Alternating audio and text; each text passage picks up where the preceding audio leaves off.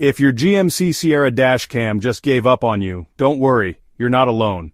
First, check the dashcam's power cable. Make sure it's plugged in tight, both to the dashcam and the power source. If it's loose, your camera won't turn on. Next, look at the fuse box.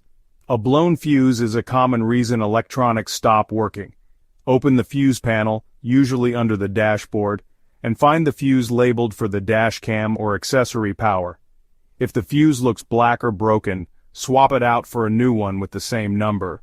Still not working?